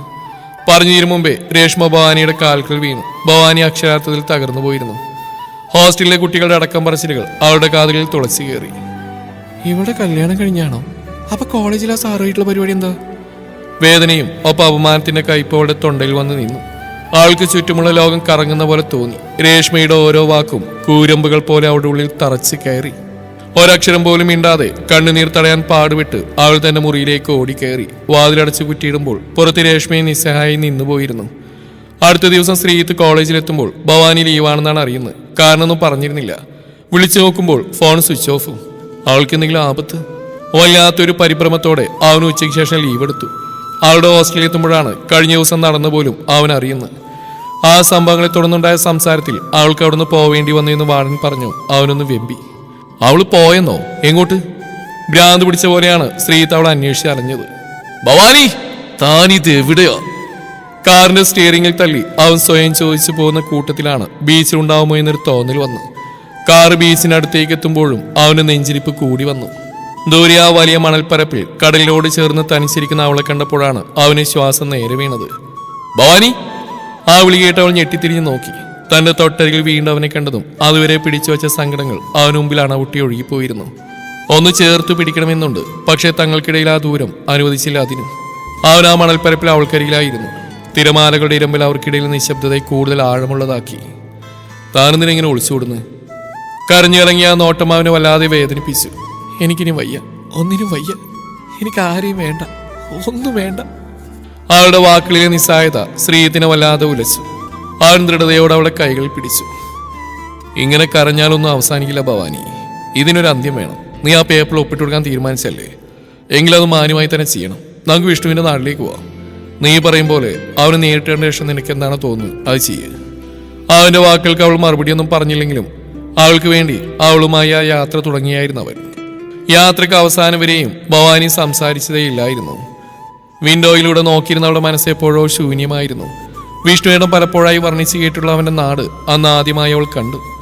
വയലും പച്ചപ്പ് നിറഞ്ഞ ആ പാതകൾ താണ്ടി ആ യാത്ര ശ്രീനന്ദനം എന്ന ആ വലിയ വീടിന് മുമ്പിൽ എത്തി നിൽക്കുമ്പോൾ ഭവാനിയുടെ നെഞ്ചാകി വിറച്ചു. ഭവാനി, ഇറങ്ങ്, ശ്രീജിത്ത് പതുക്കെ പറഞ്ഞു. ഭവാനി സീറ്റിൽ അമർന്നിരുന്നു. ആളുടെ വിരലുകൾ സാരിത്തുമ്പിൽ മുറുകി. എനിക്ക് വയ്യ സർ, എനിക്ക് അയാളെ കാണണ്ട, നമുക്ക് തിരിച്ചു പോവാം പ്ലീസ്. അവളുടെ ശബ്ദം വിറക്കുന്നുണ്ടായിരുന്നു. ശ്രീജിത്ത് അവളുടെ കണ്ണുകളിലേക്ക് ദൃഢമായി നോക്കി. കാണണം ഭവാനി, ഈ മുറിവുകൾ ഉണങ്ങണമെങ്കിൽ ആ മുറിവുണ്ടായിടത്ത് തന്നെ തുന്നിയും കെട്ടണം. പിരിയാൻ വേണ്ടിയാണെങ്കിലും ബാക്കിയുള്ള ജീവിതം സമാധാനത്തോടെ ജീവിക്കാനാണെങ്കിലും ഈ കൂടിക്കാഴ്ച അനിവാര്യമാണ്. അവൻ കാറിൽ നിന്നിറങ്ങി അവളുടെ കൈകൾ പിടിച്ച് പുറത്തേക്ക് ഇറക്കി.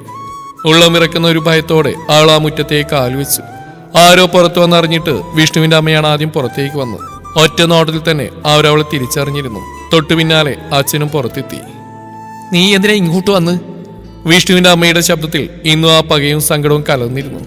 ശബ്ദം കേട്ടാത്തുനിന്ന് രേഷ്മയെ ഓടിയിറങ്ങുമ്പോൾ ഭവാനി അവളെ നോക്കി ജീവനില്ലാതെന്ന് ചിരിച്ചു. എനിക്ക് വിഷ്ണുവേട്ടനൊന്ന് കാണണം. അവളുടെ ശബ്ദം വിറച്ചു. എന്തിന്? അമ്മയായിരുന്നു ചോദിച്ചത്. ചെറുത് പറഞ്ഞ് അവസാനിപ്പിക്കാൻ. അവളുടെ വാക്കുകൾ ചിതറുമ്പോഴും ശ്രീജിത്ത് ഒരു നിഴൽ പോലെ അവൾക്ക് പിന്നിലുണ്ടായിരുന്നു. അവന്റെ കണ്ണുകളിലും ആ പെൺകുട്ടിയുടെ നിസ്സഹായാവസ്ഥ നോവായി പടരുന്നുണ്ടായിരുന്നു. പറ്റില്ല, നീ അവനെ കാണേണ്ട. എല്ലാം മറന്ന് എന്റെ കുട്ടിയൊന്ന് ജീവിച്ച് തുടങ്ങിയ അവിടെ എന്തിനാ വീണ്ടും ആ പഴയ ഓർമ്മകളായിട്ട് നീ വരുന്നത്? അവരത് പറഞ്ഞു തീരും മുന്നേ അകത്തുനിന്നൊരു ശബ്ദം ഭവാനി കേട്ടു. പരിക്കനായിരുന്നെങ്കിലും ഭവാനിക്ക് ഏറ്റവും പ്രിയപ്പെട്ട ആ ശബ്ദം. ഭവാനിയോട് ആരും തടയില്ല, അതേക്ക് പോന്നോളൂ. ആ വിളി കേട്ടതും ഭവാനിയുടെ ഉള്ളൊന്ന് പിടഞ്ഞു. അവൾ ആവേശത്തോടെയും വിറയലോടെയും ഉമ്മറത്തേക്ക് നോക്കി. അവിടെ ഹാളിലെ വെളിച്ചത്തിൽ നിന്നും സ്വയം വീൽ ചെയറുന്തി വരുന്ന വിഷ്ണുവിനെ കണ്ടതും അവളുടെ ഹൃദയം പിടഞ്ഞു. പഴയ ആ ചുറുചുറുക്കുള്ള വിഷ്ണുവിനെ തിരഞ്ഞ അവളുടെ കണ്ണുകൾ ആ കാഴ്ചയിൽ തറഞ്ഞുപോയി. ശരീരം മെലിഞ്ഞ് കണ്ണുകൾ കുഴിഞ്ഞ്, പക്ഷെ തന്നോടുള്ള ഒരു പഴയ സ്നേഹത്തിന്റെ നേരിയൊരു അംശം ഇന്നും നോട്ടത്തിൽ ബാക്കിയുള്ള പോലെ. വാ ഭവാനി, അതേക്ക് വാ. വീൽ ചെയറിലിരുന്നുകൊണ്ട് തന്നെ വിഷ്ണു കൈനീട്ടി. അവളുടെ ഹൃദയം ചതഞ്ഞരിഞ്ഞ് നീറി. അവൾക്ക് ചുറ്റുമുള്ള ലോകം നിശ്ചലമായ പോലെ. ശ്രീത്തു നിശബ്ദനായ ദയനീയമായി കാഴ്ച നോക്കിയെന്ന് പോകുമ്പോൾ അവരുടെ ഇരുകണ്ണുകളിലും 1000 ചോദ്യങ്ങളും അതിലേറെ വേദനകളും വിങ്ങി നിൽക്കുന്നുണ്ടായിരുന്നു. ഭവാനി തളർന്ന കാലടികളോടെ അകത്തേക്ക് നടന്നു. വിഷ്ണുവിന് അരികിലെത്തിയതും അവൾക്ക് നിയന്ത്രിക്കാനായില്ല. ആൾ അവന്റെ കാൽക്കൽ തകർന്നിരുന്നു പോയി. വിഷ്ണുവേട്ടൻ, ഞാൻ... ആൾക്ക് വാക്കുകൾ കിട്ടിയില്ല. വിഷ്ണുവിന്റെ മെലിഞ്ഞ വിരലുകൾ വിറയലോടെ അവളുടെ നെറുകയിൽ തലോടി. ആ സ്പർശനത്തിന് പഴയ പ്രണയത്തിന്റെ ചൂടിലായിരുന്നു പകരം മരവിച്ചൊരു നിസ്സഹായതയുടെ തണുപ്പായിരുന്നു. ഇതാണ് ഭവാനി എൻ്റെ അവസ്ഥ. എഴുന്നേറ്റ് നിൽക്കാൻ പോലും ആവാത്ത ഈ വിഷ്ണുവിനെ നിനക്കിനി വേണ്ട. നിന്റെ സ്വപ്നങ്ങളെ ഈ വീൽ ചെയറിന്റെ ചക്രങ്ങൾക്കിടയിലിട്ട് തകർക്കാൻ എനിക്ക് തോന്നുന്നില്ല. ഭവാനി അവന്റെ കൈകൾ മുറുക്കെ പിടിച്ചുകൊണ്ട് തേങ്ങി. എന്തിനാ ഇങ്ങനെയൊക്കെ പറയുന്നത്? എനിക്ക് മറക്കാൻ കഴിഞ്ഞിട്ടില്ല വിഷ്ണുവേട്ട നിങ്ങളെ. അവളുടെ ഏങ്ങലുകൾക്ക് വിഷ്ണു ഒരു ചിരിയോടെ അവളെ നോക്കി. മറക്കണം, എല്ലാം നീ മറക്കണം. നിറങ്ങളും സ്വപ്നങ്ങളും നിറഞ്ഞ നമ്മുടെ ആ കാലം എന്നെ അവസാനിച്ചു. ഇനി നീ നിനക്ക് വേണ്ടി ജീവിക്കണം, ഞാൻ ഇവൾക്ക് വേണ്ടിയും. തനിക്കരികിൽ നിന്നിരുന്ന രേഷ്മയുടെ കയ്യിൽ മുറുകെ പിടിച്ച് വിഷ്ണു അത് പറഞ്ഞതും ഉള്ളുപൊട്ടി കരഞ്ഞുപോയി ഭവാനി. എനിക്കവളെ ഉപേക്ഷിക്കാൻ നീ കഴിയില്ല ഭവാനി, എന്നോട് ക്ഷമിക്കണം നീ. അവന് വിങ്ങുന്ന വാക്കുകൾക്ക് ഭവാനി മറുത്തൊന്നും പറഞ്ഞില്ല. അവളുടെ ഉള്ളിൽ ആ നിമിഷം 1000 മിന്നലുകൾ പാഞ്ഞുപോയെങ്കിലും പുറമേ ഒന്ന് ചിരിച്ചു. ശേഷം അവൾ പതിയെ എഴുന്നേറ്റു. തന്റെ കഴുത്തിലെ കുഞ്ഞുമാലക്കുള്ളിൽ ഇത്രയും കാലം താൻ ഒളിപ്പിച്ചു വെച്ചിരുന്ന ആ താലി അവൾ വിറക്കുന്ന കൈകളോടെ പുറത്തെടുത്തു. വിഷ്ണുവിനെ ഒന്ന് ദയനീയമായി നോക്കിയ ശേഷം കണ്ണുകൾ ഒരിക്കൽ കൂടി അമർത്തി തുടച്ച് അവൾ ആ താലി ഊരി അവന്റെ ഉള്ളം കൈയിലേക്ക് വെച്ചു കൊടുക്കുമ്പോഴും കരയാതെ പിടിച്ചു നിന്നു അവൾ. ഞാൻ പോവാ, ഒപ്പിട്ട പേപ്പറുകൾ ഞാൻ അയച്ചേക്കാം. വാക്കുകൾ പൂർത്തിയാക്കാൻ കഴിയാതെ തന്റെ സർവ്വ അവിടെ ഉപേക്ഷിച്ച് അവൾ ആ മുറ്റത്തേക്ക് ഓടുമ്പോൾ ശ്രീത്തു അവൾക്ക് പുറകെ ഓടിയിരുന്നു. പുറത്ത് കാറിനടുത്തെത്തിയതും അവൾ ഉറക്കെ നിലവിളിച്ചു പോയി. പിന്നാലെ ഓടിയെത്തിയ ശ്രീജിത്തും ഒരു നിമിഷം തറഞ്ഞു നിന്നുപോയി. എങ്കിലും അവൻ അവിടെ അരികിലേക്ക് ചെന്ന് പതുക്കെ ആ തോളിലേക്ക് കൈവച്ചതും ഒരു കാട്ടുതീ പോലെ അവൾ അവന്റെ നെഞ്ചിലേക്ക് പടർന്ന് കയറി. അവന്റെ ഷർട്ടിൽ മുഖം അമർത്തി അലറി വിളിച്ച് കരയുന്ന ഭവാനിയെ തടയാൻ അവനായില്ല. ആ നിമിഷം എല്ലാ നിയന്ത്രണങ്ങളും ഭേദിച്ച് ലോകത്തെ ഏറ്റവും സുരക്ഷിതമായൊരിടം പോലെ അവൾ ആ നെഞ്ചിൽ തന്റെ കണ്ണീരൊതുക്കി വെക്കുമ്പോൾ അവളെ ചേർത്ത് പിടിക്കാതിരിക്കാൻ അവനും കഴിഞ്ഞില്ല. ആ കാഴ്ചയങ്ങ് വരാന്തിലിരുന്ന് വിഷ്ണുവും കാണുന്നുണ്ടായിരുന്നു. തന്റെ കൈവെള്ളയിലെ താലിയിലേക്ക് അവനെ നോക്കി. ഇതൊരു പുതിയ തുടക്കമാവട്ടെ ഭവാനി, നിന്റെ ജീവിതത്തിൽ ഇനിയെങ്കിലും വിളിച്ചു നിറയട്ടെ. അവൻ മനസ്സിൽ മന്ത്രിച്ചു. പ്രിയപ്പെട്ടവളുടെ നല്ല ഭാവിക്കായി അവൻ തിരിഞ്ഞു നടക്കുകയായിരുന്നു. വിഷ്ണുവിന്റെ വീടിന്റെ പടിയിറങ്ങിയ ആ നിമിഷം ഭവാനിയുടെ ഉള്ളു മരവിച്ചു പോയിരുന്നു. പിന്നീട് ആഴ്ചകളോളം അവൾ ഒരു മുറിക്കുള്ളിൽ തന്നെ കഴിച്ചുകൂട്ടി. ആ അവസ്ഥയിൽ അവളെ വീണ്ടും ഒരു ഹോസ്റ്റലിലേക്ക് വിടാൻ ശ്രീജിത്തിന്റെ മനസ്സ് അനുവദിച്ചില്ല. ശൂന്യതയിലേക്ക് നോക്കി നിശബ്ദമായിരിക്കുന്ന ഭവാനിക്ക് കാവലായും തണലായും അവൻ ആ വീട്ടിൽ കൂടെ ഉണ്ടായിരുന്നു. വിഷ്ണുവിന്റെ ഓർമ്മകൾ മായാത്തൊരു നോവായി ഉള്ളിൽ നീറുമ്പോഴും ആ വേദനയെ അതിജീവിച്ചേ മതിയാവൂ എന്ന് ഓരോ നിമിഷം അവൻ അവളെ ഓർമ്മിപ്പിച്ചുകൊണ്ടിരുന്നു. ഒടുവിൽ അവന്റെ നിർബന്ധത്തിന് വഴങ്ങി അവൾ വീണ്ടും കോളേജിലേക്ക് പോയി തുടങ്ങി. എങ്കിലും പിന്നീട് അവൾക്ക് സ്ത്രീത്വ മാറ്റിയെടുത്ത ഭവാനിയാവാൻ കഴിഞ്ഞില്ല. വീണ്ടും ആ ഗൗരവത്തിന്റെ മുഖം മൂടി അവൾ വലിച്ചിട്ട് മറ്റാരും കടന്നു വരാത്ത രീതിയിൽ അവൾ തനിക്ക് ചുറ്റൊരു ഏകാന്തതയുടെ മതിൽ പണിയുകയായിരുന്നു. സ്ത്രീത്തിനൊപ്പമാണ് അവിടെ താമസമെന്നറിഞ്ഞിട്ടും ആരും അവരെക്കുറിച്ച് അടക്കങ്ങൾ പറയാതിരുന്ന് അവളുടെ ജീവിതത്തെക്കുറിച്ച് കൂടുതൽ അറിഞ്ഞിട്ടായിരുന്നു. അവൾ പതുക്കെ പതുക്കെ നടന്നു തുടങ്ങിയായിരുന്നു. ശ്രീജിത്ത് പകർ നൽകിയ ആത്മവിശ്വാസത്തിന്റെ തണലിൽ സ്വന്തം ഏകാന്തതയെ കൂട്ടുപിടിച്ച് അതിനുള്ളിൽ അവൾ വിഷ്ണു അയച്ച ഡിവോഴ്സ് പേപ്പറിൽ ഒപ്പിട്ട് കൊടുത്തിരുന്നു. ഒരിക്കൽ കോടതിയിൽ വെച്ച് അവൾ വിഷ്ണുവിനെ വീണ്ടും കണ്ടു. പരസ്പരം ഒന്നും പറയാതെ ആ ബന്ധം അവിടെ അവസാനിപ്പിച്ച് മടങ്ങുമ്പോഴും നിശബ്ദതയെ അവൾ കൂട്ടുപിടിച്ചു. അന്നൊരു വൈകുന്നേരം കോളേജ് വിട്ട് മടങ്ങുമ്പോൾ കാറ് കടൽ തീരത്തിനടുത്ത് നിർത്തി ശ്രീജിത്ത് അവളോട് ചോദിച്ചു, ഭവാനി, പഴയതൊക്കെ പൂർണ്ണമായിട്ട് മറക്കാൻ ഞാൻ പറയുന്നില്ല, പക്ഷേ ഇനിയുള്ള കാലം ഇങ്ങനെ ഒറ്റയ്ക്ക് മതിയോ? ഭവാനി ദൂരേക്ക് നോക്കിയിരുന്നു. തിരമാലകൾ കാൽ വന്ന് തൊടുന്ന പോലെ ആ ചോദ്യം അവളുടെ ഉള്ളിൽ തട്ടി. സർ, എനിക്ക് പേടിയാ, ആരെയും വിശ്വസിക്കാൻ വയ്യ. എന്നെയോ? സ്ത്രീത്തിന്റെ ചോദ്യം നേരിട്ടായിരുന്നു. ഭവാനി അവന്റെ കണ്ണുകളിലേക്ക് നോക്കി. പക്ഷേ മറുപടി ഇല്ലായിരുന്നു. കുറെ സമയം തന്റെ ആ നിശബ്ദതയെ കൂട്ടുപിടിച്ച് അങ്ങനെ നിന്നു. ശേഷം അവനൊപ്പം വീട്ടിലേക്ക് നീങ്ങുമ്പോൾ അവനും പിന്നീട് ആ ചോദ്യം ആവർത്തിച്ചില്ല. തുടരും ഈ കഥയുടെ അവസാന ഭാഗം നാളെ ഇതേ സമയം.